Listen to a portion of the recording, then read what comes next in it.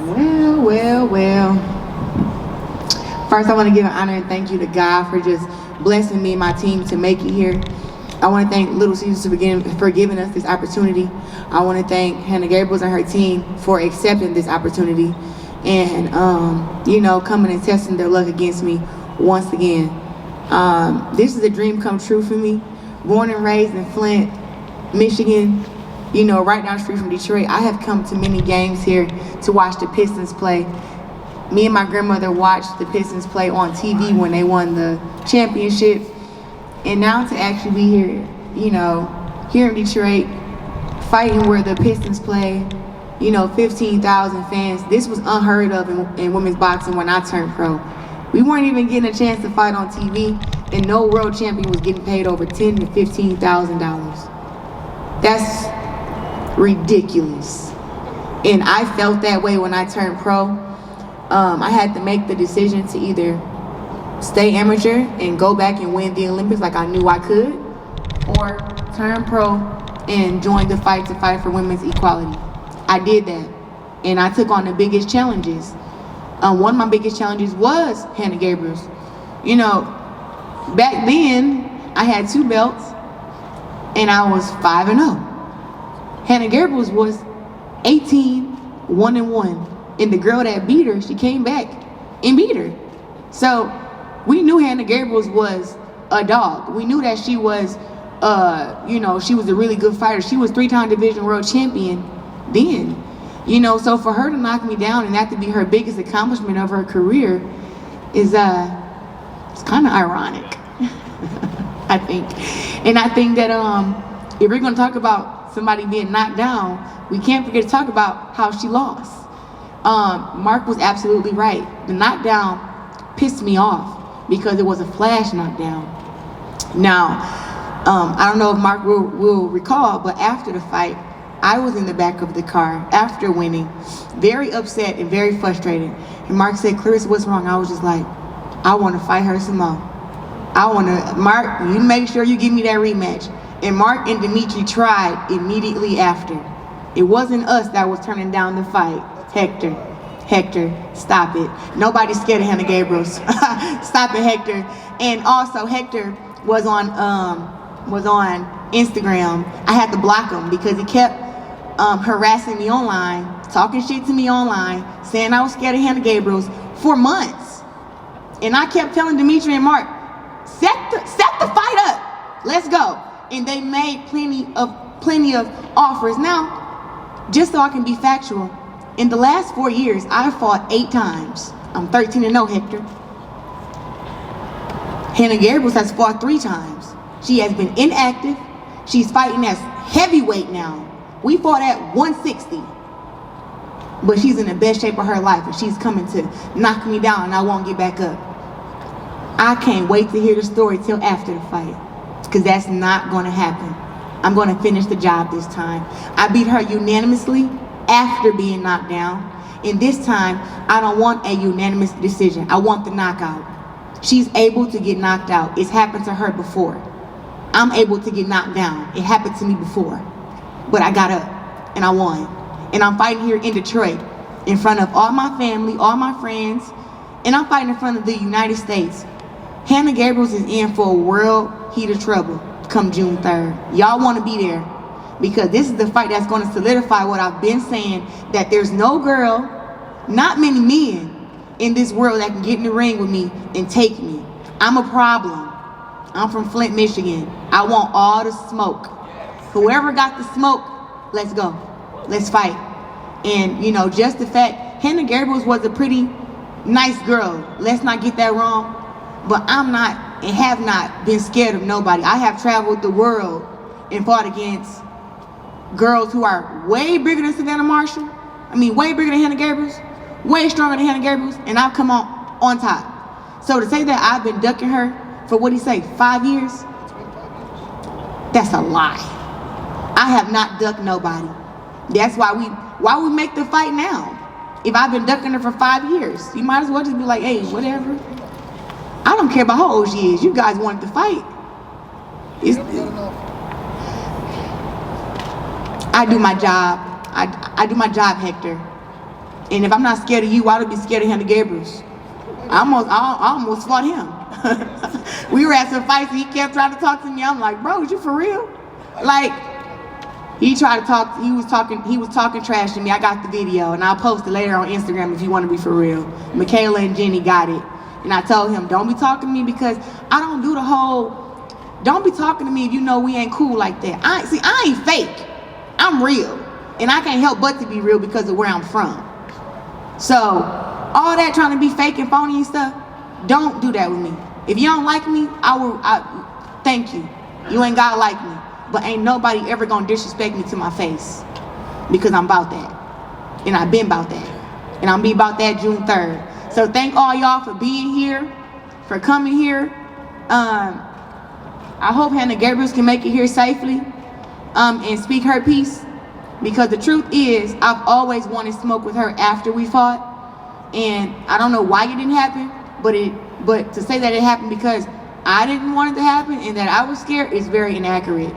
And like I said, I have traveled the world and I've been very active this past 8 years fighting at 160 and 154. And I can't wait to fight and defend my undisputed world championship that I beat Savannah Marshall for in the UK. I can't wait to defend that here, June 3rd at Little Caesars Arena. Thank you guys.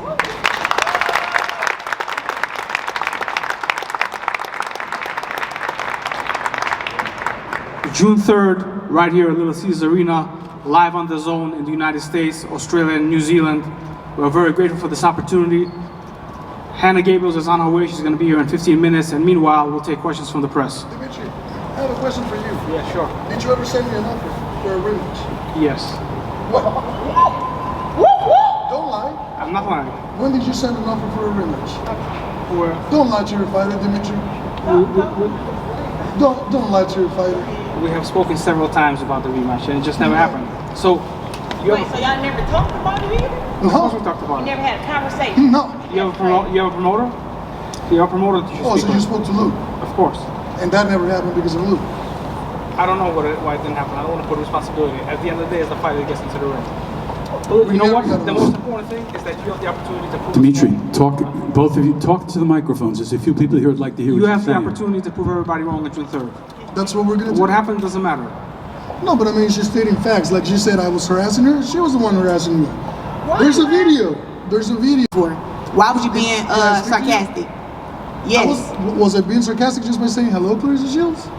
You were with me. You know that means you don't rock, so why would you speak to me? Face. Why would you speak to me? Because you know that means you don't rock.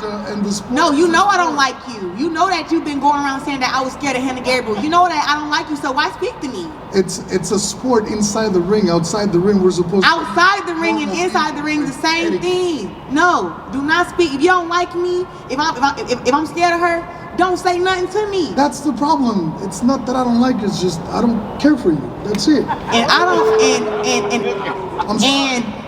And guess what? And then you got marked off after you And guess came at me what? and you insulted me and you spit on my face and you got marked off. I spit in your face.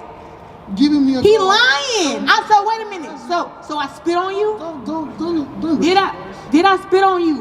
You said I spit on you. You said I spit on you? I spit on you. Call Michaela Mayer and tell her to send you the video. Is you crazy? I ain't never. You said you were gonna break my face. And I've you called me a faggot and you called me a Twinkie. Yeah. First of all, now I did call you fat. Now that I did do, but what name did you call me on Instagram? I just called you what you were saying to me, face to your face. Oh, no. See, you was real tough when you was. Insult a woman. He's fucking lying, man. It's ridiculous. It's ridiculous, bro. Look, first of all, show it to the world. If I can find it in my phone, I will, because I always keep receipts. Do it. But for you to sit here and say that I spit on you, that's a lie. I've never spit on nobody in my life. You spit on my face. I spit on you? Yes. Like Hawkins spit? Tell me who's the greatest woman of all times, and I told you, my mom, because I do believe my mom is the greatest woman of all time. And then I spit on you. Yes. Man, he crazy, man. This is ridiculous. A little bit. I already knew he's about to come here and lie, but to say I spit on him is like, that's low. I already thought you was pretty low because of how you act already, but you real low. Like you below like the earth low. You like bedrock low. Okay. You like garbage low. All right. Like he's sitting here lying. I've never spit on nobody in my life.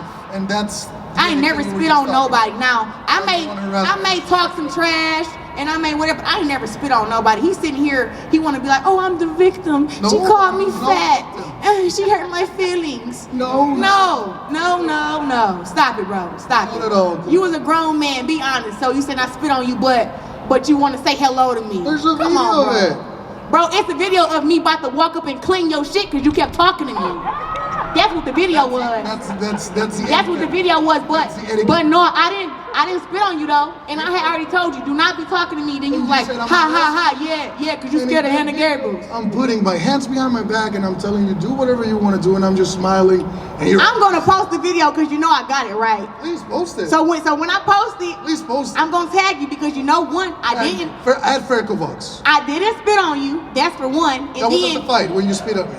You stupid. Inside the ring. Don't inside post the it. ring. Wait. Stupid. Wait a minute. So I spit on you inside the You're ring lady, with. Claressa. I spit on you inside the ring with Terrence Crawford. Just When did I spit on you? When did I spit on you? Just perpetuated you as a lady inside and outside. When All right, did guys. you spit on? We'll When did I save it. spit on you? We'll save it for June 3rd. But That's as you all can right. see, the tension is real. The He's a tension is- liar. He's sick in the head. Hector, I have one question. Yes, sir. Can you make 160? I don't think so. But I bet any way they show Hector, up, if you can make 160, we might be able to do it. I can't believe this man is like that. As you see, the tension is real, and Hannah is going to be here in a couple of minutes to speak for herself. He's sick. Hi, this question's for Mark. I'm Brad Snyder from Fight News. You said, just going off the quote you just had here, you said there wasn't a second left where Shields wasn't in control of the first fight after the flash knockdown, and then Shields got up there and said that she's inactive, was fighting at a weight that's very high. Why the rematch then? Is this something that Shields just wants because of the knockdown, or why the rematch if it was Yes, down? I'll tell you. First of all, Hanna Gabriels is a 4-division world champion. She's one of the most talented and qualified women in the sport today. Clearly a top 10 fighter. And she's deserved the opportunity to participate in big fights. She did something that no woman has ever done to Claressa Shields. Professional or amateur. She put her on her butt. And I know I'm within striking distance of Claressa, but I'll say, you can call it a flash knockdown, but it's a knockdown. And anytime you get knocked down, you might not get up. And no one has ever done that to Claressa Shields except Hanna Gabriels. And when you see Hannah, I will promise you, you're going to see an athlete who's fit and ready. She takes care of herself. She wants this fight badly, and she has all the ability in the world. I guarantee you, in her mind, if she did it once, she doesn't think she can do it again. She's positive she can do it again. And I'll tell you something else. Claressa Shields won those rounds, but Hanna Gabriels fought. She fought all the way through. She threw punches, she threw flurries, and she made Claressa fight. Claressa fought a frenetic pace the rest of that fight, but she did it because there was a woman in front of her that made her fight like that. That's going to be no different on June 3rd. It's going to be an incredible fight in the ring. Whether or not there are knockdowns either way remains to be seen. But that's why she's there, and she deserves it. Thank you.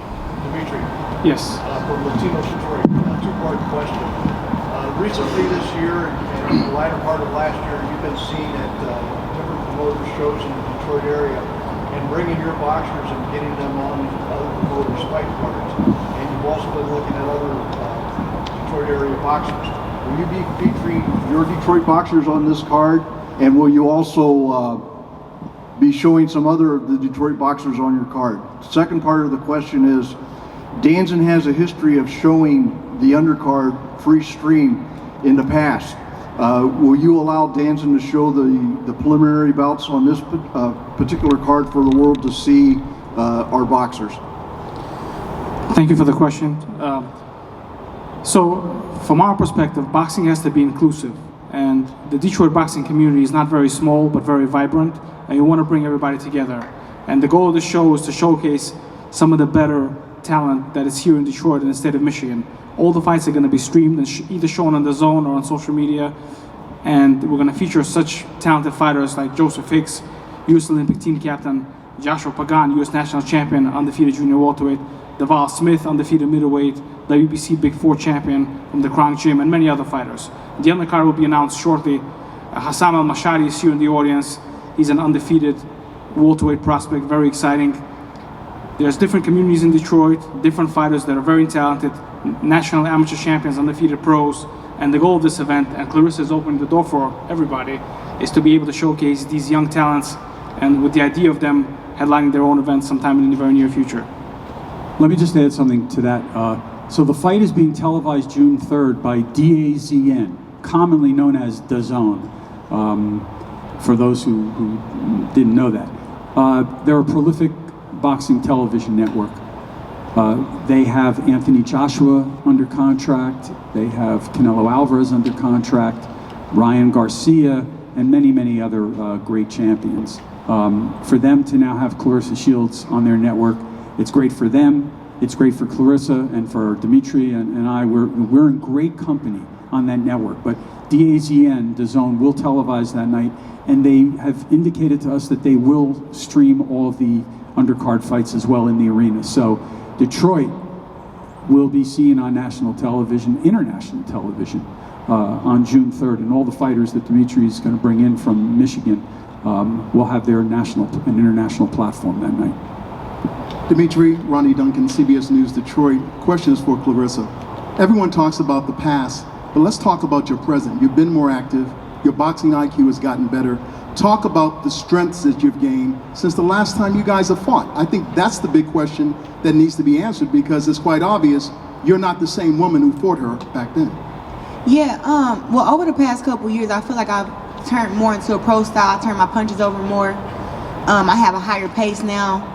I have a better IQ, and I've got more experience now. You know, when I had first fought against Hanna Gabriels, like I said, I was only 5-0. So being 5-0 against somebody who has 20 fights already was, even though I was great, it still was like she had the more experience, had faced more girls, and had fought more rounds, 10 rounders than me. I think she was my second 10-round fight, and that was like my second or third time having to go 10 rounds. So it was a lot in that fight, but I was able to overcome it. And even though I got knocked down, like I said, it wasn't the worst thing that has happened to me in the world.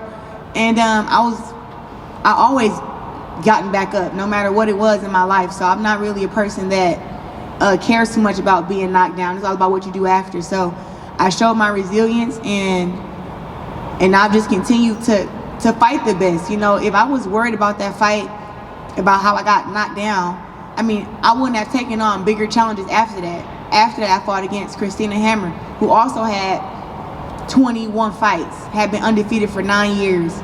Then I fought against, so many girls I done fought against. I fought against Tori Nelson, that was 17-0. I fought against Nikki Aller. She was 17-0. She came here to Detroit, and it was my fourth fight, and I knocked her out in 4 rounds. So I was fighting all these top girls early on in my career, which was really giving them a really good chance to win fights.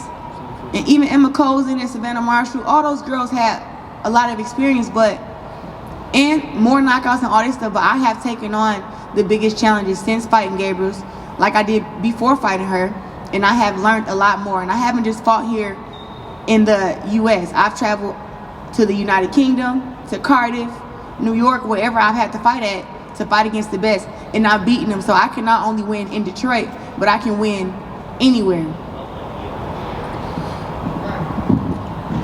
Claressa is truly generational talent. She's the Muhammad Ali, the Michael Jordan, the Pele, the Jackie Robinson of this generation. And while she's local, she's a bona fide superstar who's a true world champion and has beaten some of the best fighters in the world, all around the world. The fact that this event is happening here in Detroit, to those that can attend, to those that can't should watch it on DAZN, but those that can attend should save the ticket, because it's truly going to be collector's items, and you're going to tell your kids and your grandkids that I've attended the Claressa Shields fights at the first ever opening of boxing in Little Caesars Arena. This is going to be a historic event, a historic event on June 3rd. Go ahead, man. Dimitri, you actually led into what I was going to ask, but for Claressa, you know, for this to not only to be your first fight back in the States, you're also doing it here in Detroit. So what does it mean for you to be not only fighting back in the States, but for it to be the first major boxing fight for you, not only here in Detroit, but as a female? Well, it means a lot because I never seen, I felt that women's boxing could get to where it's at, but I didn't know what it would take for people to recognize women's boxing in America.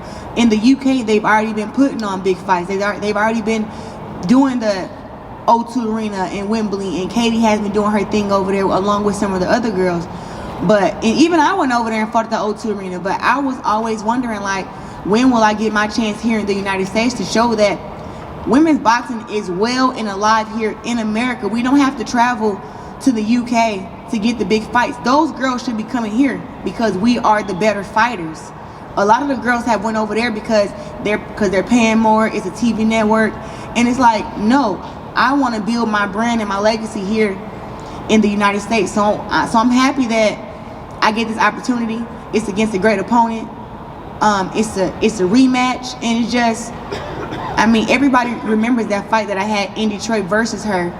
And I mean, they shared that knockdown clip, I don't know for how long. I think the knockout clip, the knockdown clip got like 6 million views just by itself. So I'm just happy that I can actually be here, fight in front of 15,000, and finally just get rid of that stigma that women's boxing don't sell here in America, because it does. And when I go to all the major fights, I'm the athlete that's taking the most pictures. Everybody wants a picture with the GOAT, and I stand there and take pictures for 30 minutes, 45 minutes, no matter where I'm at. So I have fans all over. So not only will Detroit be in the house, but we got Flint, Vegas, Newark, New Jersey, Tennessee, LA. Everybody's going to be coming out to this fight to either cheer for me or cheer for Hanna Gabriels. So I'm excited, and just hoping that this can continue to grow the sport of women's boxing here in the U.S.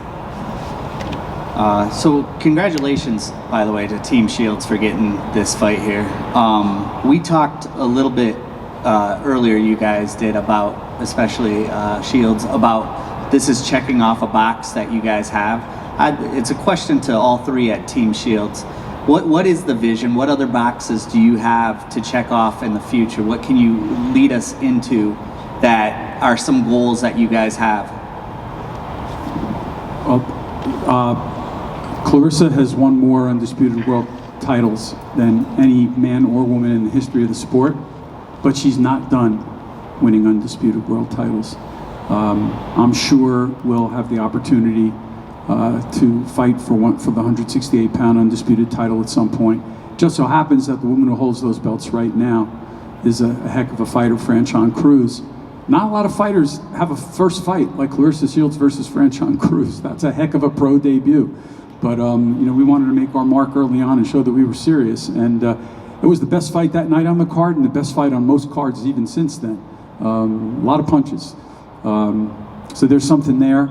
Claressa can win at least 1 or 2 more weight divisions, world titles, at least 1 or 2 more if she wants, both up and down. She could win a light heavyweight title at 75. I know this sounds crazy, but she made 154. She fights MMA at 155. For the right legacy fight at 147, Claressa Shields, and given the right time to train, there's no doubt she would go and train for it and set that record. And there's a lot of talent there, but you know, only if they're willing to step up and really accept the challenge. In addition, this was important for Detroit. We want to headline a fight in Las Vegas. Claressa said that we want to, you know, we want to light up the marquee on the Las Vegas Strip, and we will. I'd love to see us headline at Madison Square Garden, because it's just, you know, she's called the GOAT. They call themselves the greatest arena on earth, and you know, it's a place to be. And one other thing I really want to do for Claressa, and that is not only to take her to Africa and to visit the country, the people, and the historic sites where Nelson Mandela did so many great things for that country and for the world, but also to see if we can arrange a fight there. You know, that's a real goal for ours, and you know, we'll be on that over the next 2 years as well. Yeah, he pretty much said everything. And my goal is just to stay undefeated in boxing. I would like to win the PFL World Championship for MMA at 155. And like he said, just some more weight classes.